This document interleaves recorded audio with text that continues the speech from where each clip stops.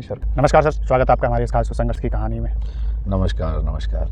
आपको ये जेएनवी के बारे में कैसे जानकारी हुई?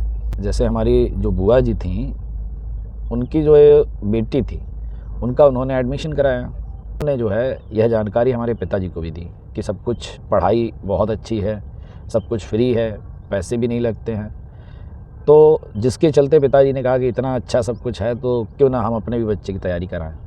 जिसके चलते क्या है कि उन्होंने तैयारी करवाना प्रारंभ किया और सौभाग्यवश वहाँ जो है 6th क्लास में हमारा भी एडमिशन हो गया। उसके बाद में हमारे जो प्रधानाचार्य महोदय थे या हमारे जो भी वरिष्ठ शिक्षक थे, उन सब ने जो है कि हमें बहुत सारी यूनिवर्सिटियों के बारे में बताया हुआ था कि पढ़ने 12वीं के बाद में इन जगहों पर अगर आप पढ़ेंगे तो पैसा कम लगता है और शिक्षा जो है वह उच्च श्रेणी की आपको प्राप्त होती है। तो हमने जो है तीनों विश्वविद्यालयों में फॉर्म डाल दिया। तीनों ही विश्वविद्यालयों में हमारा एडमिशन का हो गया। तो फिर डिसाइड किया गया कि भाई सबसे अच्छी यूनिवर्सिटी कौन सी है? दिल्ली है। तो हमने कहा चलिए, हम 3-4 मित्र थे, दिल्ली गए। और दिल्ली हम जो गए थे वो 2008 में गए थे। उस समय जो मेट्रो स्टार्ट हुई थी वो विश्वविद्यालय तक ही लास्ट में मेट्रो स्टेशन थी। अब दिल्ली जैसे ही यूनिवर्सिटी में गए, वहाँ की चकाचौंध दिखी और मतलब लगा कि नहीं, बस अब पढ़ना है तो यहीं पढ़ना है। समय बीता, एडमिशन की लाइन में लगे सारी चीज़ें हुई। फिर डिसाइड हुआ कि दिल्ली में रहेंगे कैसे। फिर ये चीज़ कि चलो किसी सीनियर से पूछते हैं। तो सीनियर के एक भाई साहब हमारे सीनियर रहा करते थे, तो उनके पास पहुँचे हम लोग और फिर उनसे राय ली। तो उन्होंने कहा देखो, यहाँ प्राइवेट गवर्नमेंट अगर तुम हॉस्टल सोच रहे हो वो प्राप्त हो जाएगा तो वो तो नहीं होगा, क्योंकि सीट नहीं है अवेलेबल।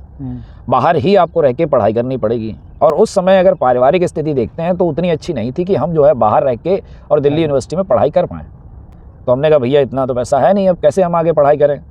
तो उन्होंने सलाह दी कि देखो, विश्वविद्यालय तुम्हारे तीनों के हैं, तीनों विश्वविद्यालय हैं, तीनों की अपनी फुल मान्यता है और तीनों ही अच्छी शिक्षा देने के लिए प्रसिद्ध हैं भारत के अंदर। तो ज़रूरी नहीं है हम दिल्ली से करें। इससे अच्छा आप घर के पास में है आपके अलीगढ़ मुस्लिम यूनिवर्सिटी, तो वहाँ से आप कर लीजिए, मान्यता उतनी ही है, सेंट्रल यूनिवर्सिटी है इसलिए। तो इस तरीके से फिर हमने दिल्ली को छोड़कर हम जो है अलीगढ़ शिफ्ट हो गए और हमने वहाँ एडमिशन लिया BA ऑनर्स इकोनॉमिक्स में।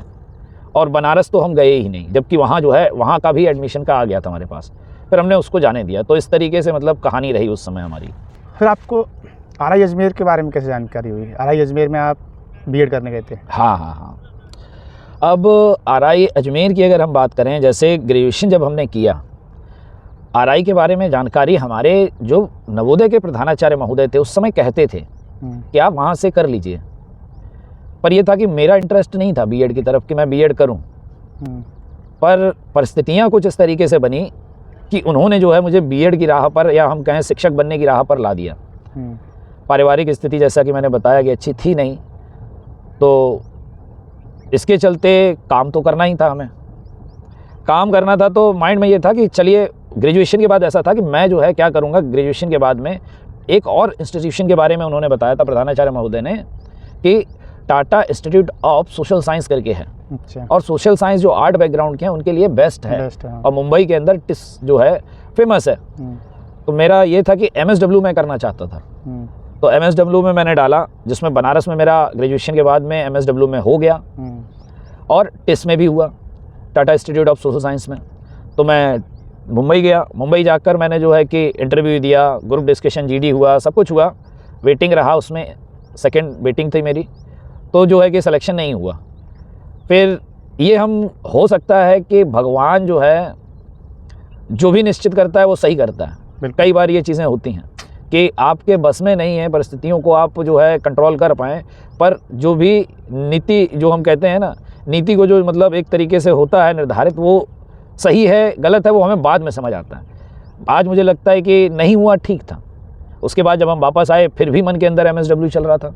तो हम कहे चलो बनारस चले जाते हैं। फिर हमें याद आया कि बनारस जाएंगे तो रुकेंगे किसके पास, पैसे तो है नहीं। तो हमारे एक सीनियर थे अनुज प्रताप करके, उनको हमने फ़ोन लगाया क्योंकि वो वहाँ से MSW ही कर रहे थे। हमने उनसे कहा, हमने भैया पारिवारिक स्थिति जो है अच्छी है नहीं और जो है हमें कार्य करना पड़ेगा बहुत जल्दी, इसके लिए अब मैं MSW जो है कर रहा हूँ। तो फिर उन्होंने मुझे जो है सलाह दी कि देखो, MSW करने के बाद में तुरंत जॉब मिलना या स्टार्ट कर दोगे तुम, यह संभव नहीं है। जिसके चलते जो है कि उन्होंने कहा कि तुम क्या करो, तुम BEd कर लो। BEd कर लोगे तो क्या होगा, BEd करने के बाद में तुम किसी न किसी प्राइवेट स्कूल में पढ़ाकर अपने पैसा कमाना लग जाओगे कम समय में, भले गवर्नमेंट जॉब ना लगे और भविष्य में गवर्नमेंट जॉब भी लग सकती है। तो फिर उनकी राय पर अगर मैं देखूं तो फिर मैंने कहा कि चलो फिर ये जाने देते हैं MSW, और मैंने जो है फिर यहाँ RI में एडमिशन ले लिया B.Ed में। इस तरीके से जो है परिस्थितियाँ बनी, तो फिर मैं जो है अलीगढ़ छोड़कर वापस B.Ed करने के लिए कहाँ आ गया, अजमेर आ गया। अजमेर आ गया। समझ आ गया था कि मैं आगे की पढ़ाई नहीं कर पाऊँगा। नशे तो नहीं कहेंगे, बट हाँ ये है कि कहीं ना कहीं डिप्रेशन में तो गया मैं। जब अब आप सोचो कि आप हो सबसे ज़्यादा सीनियर और आपके साथ वालों का सिलेक्शन होता चला जा रहा है, आपसे जूनियर्स का सिलेक्शन होता जा रहा है, तो ऐसे में व्यक्ति डिप्रेस्ड हो ही जाता है। जी। देखिए, आ जाइए दिल्ली और बैठ के कुछ दिन पढ़ लिया जाए,